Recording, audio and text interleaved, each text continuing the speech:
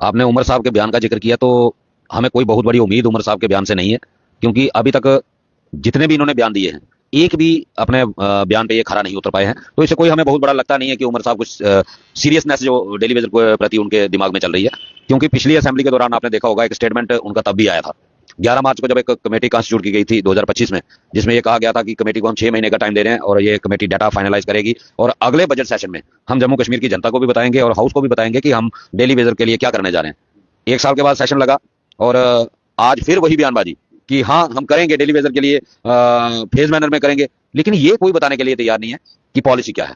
हम कह रहे हैं कि आप असेंबली सेशन चल रहा है, पॉलिसी अनाउंस करो, आप किस कानून के तहत डेली वेजर को रेगुलाइज करोगे। अगर आप फेज मैनर की बात कर रहे हो, वो फेज मैनर किस तरीके से बनाए जाएंगे। और सबसे बड़ी बात यह है कि नेशनल कॉन्फ्रेंस की आप हिस्ट्री उठा के देख लो, जम्मू कश्मीर में मैक्सिमम टाइम नेशनल कॉन्फ्रेंस की सरकार रही, चाहे शेख अब्दुल्ला प्राइम मिनिस्टर रहे, या उसके बाद फारूक अब्दुल्ला साहब चीफ मिनिस्टर रहे, या 2014 से पहले 6 साल उमर साहब चीफ मिनिस्टर रहे, या 2025 में उमर साहब चीफ मिनिस्टर बने।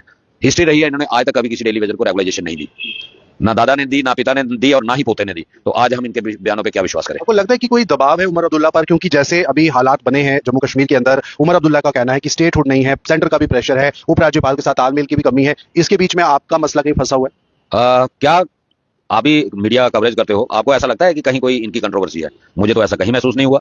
जब इनको अपनी सैलरी बढ़ानी थी, कोई दिक्कत नहीं आई। जब इनको अपने लिए गाड़ियां परचेज करनी थी, कोई दिक्कत नहीं आई। सीढ़ियां बढ़ाना था, कोई दिक्कत नहीं आई। दडल्ले से ट्रांसफर हो रही हैं, कोई दिक्कत नहीं आई। एलजी साहब के पास जो भी फाइल जाती है, हर एक फाइल साइन हो रही है, कहाँ रुकावट है? रहा स्टेटहुड का मसला, तो स्टेटहुड जो है एक अलग मैटर है।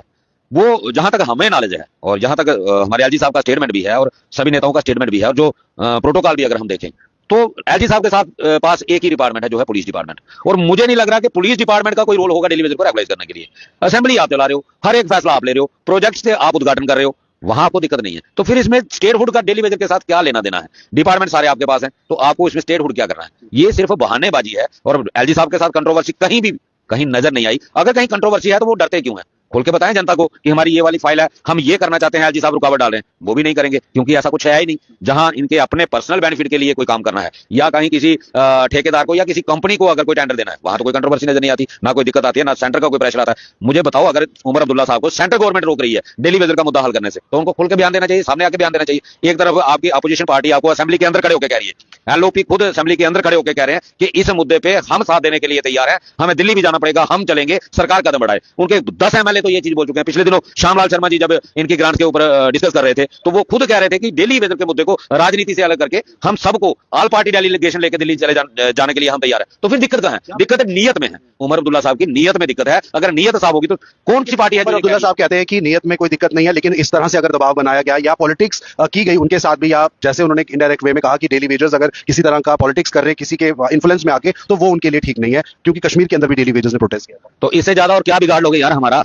30 31 साल तो तुम्हारी जिंदगी तुम बर्बाद कर चुके हो, हमारे माता पिता की जिंदगी तुम बर्बाद कर चुके हो, हमारे बच्चों की पढ़ाई का बेड़ा करके तुम लोग कर चुके हो, और इससे ज्यादा कर क्या सकते हो? ये धमकियां जो हैं, ये अपने तक सीमित रखो।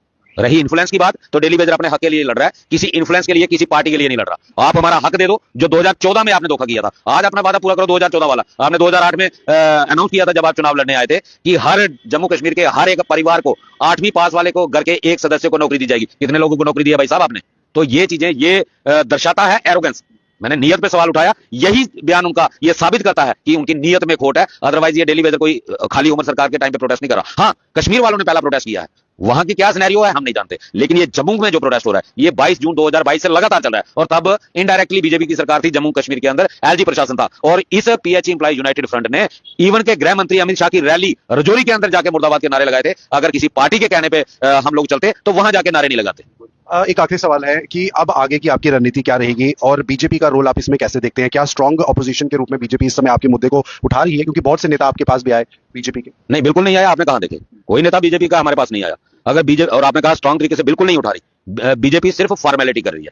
बीजेपी डेली वेजर के मुद्दे पे फॉर्मेलिटी कर रही है। अदरवाइज बीजेपी अगर सही तरीके से मुद्दा उठाए तो असेंबली चल नहीं पाएगी। ये 60,000 परिवारों से जुड़ा हुआ मसला है और बीजेपी इसको बिल्कुल लाइटली फॉर्मेलिटी कर रही है, मुद्दा उठा नहीं रही है। आपको लगता है यहाँ के एमपीज ने देश की संसद में भी इस मुद्दे को लेकर बात उस स्तर की करनी चाहिए थी, ताकि केंद्र तक आपकी आवाज जो है पहुंच सकती है? देखिए मैंने कहा ना बीजेपी की तरफ से सिर्फ फॉर्मेलिटी की गई है।